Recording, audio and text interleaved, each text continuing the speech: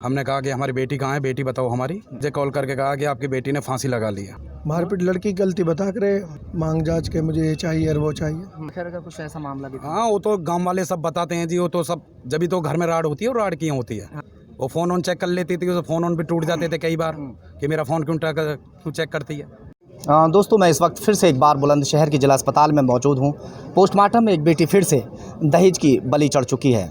जो उसका पति है वो बार बार ब्रेजा और क्रेटा की मांग कर रहा था।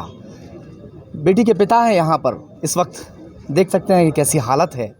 बेटी के गम में यहाँ पे खड़े हुए हैं। जिस बेटी को कुछ दिन पहले डोली में बिठाया था, अब उसकी अर्थी की तैयारियाँ चल रही हैं। सबसे पहले मैं आपसे बात करूँगा जी। क्या लगते हैं आप बिटिया के? मैं मामा लगता हूँ जी। हाँ, क्या नाम था बिटिया का? बिटिया का नाम अंजलि था। क्या हुआ है बताइए, कहाँ की है बिटिया? बिटिया कैला भट्टा की है जी। कहाँ शादी हुई थी? शादी हुई थी पिलखन वाली। हाँ, आप बताइए क्या हुआ? पिलखन वाली शादी हुई थी। बार बार उसको मारा पीटा जा रहा था। उससे कभी डिमांड करी जा रही थी, मारपीट भी बहुत ज़्यादा हो रही थी। हमने कहा समाज के नाते, मैंने कि चलो कोई बात नहीं है, इस बात को मैंने कि दबा कर रखो, जो भी है चलता रहेगा। कल रात इन्होंने 2 बजे हमें कॉल करी है। 2 बजे कॉल करके कहा कि आपकी बेटी ने फांसी लगा ली है। हम मौके पे 1-1.5 घंटे में पहुँचे हैं तो एक घर पे कोई नहीं था। हमने कहा कि हमारी बेटी कहाँ है, बेटी बताओ हमारी। तो उन्होंने कहा कि हॉस्पिटल लेके गए हैं अभी हम। मैंने कि चलो जी हॉस्पिटल से बुलाओ। तो हमने पूछा कहाँ फांसी लगाई है, इसे बताओ सही। तो इन्होंने एक पंखा पे वो बांध रखी थी चुन्नी। हाँ, तो उस पर मैंने हाथ लगा के देखा तो उसकी पंखड़ी नीचे को मुड़ गई। अच्छा। हाँ, तो अगर उस पर आप भी हाथ लगाओगे तो पंखा नीचे गिर जाएगा। कम से कम भी बिटिया में 80 किलो के वजन के करीब है और हाइट भी खूब है। नीचे बेड है उसके, आप देखोगे उसके फ़ोटो हैं, हम दे देंगे आपको। हमने फ़ोटोग्राफी करी हुई है उसकी। तो बहुत ज़्यादा हुआ। फिर इन्होंने हमने 112 पे कॉल करी है। 112 पे कॉल करने के बाद में जब हमने कॉल कर दी है, जब ये इन्होंने हमारी बिटिया को ला के दिया हमको। उससे पहले क्या बता रहे थे? कहीं दिखा रहे हैं? हाँ, दिखा रहे हैं, हॉस्पिटल लेके गए हुए हैं। हमने कहा मान के चलें क्यों ऐसा उन्होंने किया? कभी बिटिया ने बताया होगा, जैसे आप क्रेटा और ब्रेजा की बता रहे थे। बस हुई है, सब दहेज का मामला है जी। मांग करते थे, लड़का हुआ था, आने वाला था पिताजी का, तो गाड़ी हाँ जी, पूरी बात बताएं। हाँ, इनका मुआवजा मिलने वाला था वहाँ का, तो उसमें डिमांड कर रहे थे। जब इन्हों की शादी हमने बहुत जल्दीबाजी में करी थी, इनका रिश्ता टूट गया था। 15-12 दिन के अंदर अंदर की शादी करी थी लड़की की। इनसे बोला भाई हमारे पास अभी फ़िलहाल में कुछ नहीं है, 12 दिन में क्या दे दें। तो उन्होंने कहा कि हमारी इज्जत बचा लो। इज्जत का मैं एक बार फिर से बता देता हूँ, जिस वक्त इस लड़के की कहीं और शादी तय हो चुकी थी, वहाँ से रिश्ता टूट गया था। यहाँ के हाथ और पैर जोड़े कि हमारी इज़्ज़त आप लोग संभाल लीजिए, हमारी इज़्ज़त का सवाल है। बिटिया की मर्जी जानने के बाद में इसके साथ शादी कर दी गई, 7 फेरे लेवा दिए गए। 15 दिन के अंदर अंदर सारी तैयारियाँ एक बाप ने अपनी बेटी के लिए की। उसके बाद इज़्ज़त थामते हुए उसको विदा कर दिया गया। अब जैसे ही पिता को मुआवजा मिलने वाला था तो उसकी डिमांड बढ़ने लगी थी। लगातार बेटी को परेशान कर रहा था, टॉर्चर कर रहा था।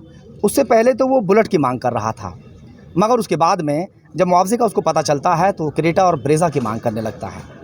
अब आके उसे बताया कि उसने फांसी लगा ली है, और जब उसके लेने के लिए परिजन वहाँ पहुँचते हैं तो उसको लेकर घर से भी वो लोग फरार हो चुके थे। बिटिया को जैसे तैसे करके, जिस तरह से इन्होंने बताया कि कॉल फ़ोन किया पुलिस को, तब जाके कहीं बिटिया का शव लाकर इनके सुपुर्द किया है।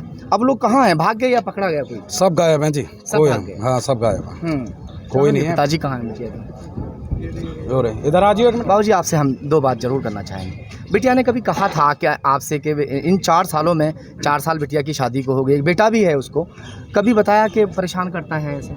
हाँ, कई बार। हाँ, क्या बताती थी? ये करती थी, मारपीट करते हैं और करते थे लोग। क्या मारपीट क्यों करते थे? मारपीट लड़की की गलती बता कर लेकिन अच्छा, ऐसा कोई डिमांड जैसे बता रहे थे कि डिमांड वगैरह? डिमांड तो इनकी वही थी जो बता रहा लड़का। हाँ, क्या मांग जांच के मुझे ये चाहिए और वो चाहिए। डिमांड करते रहते थे।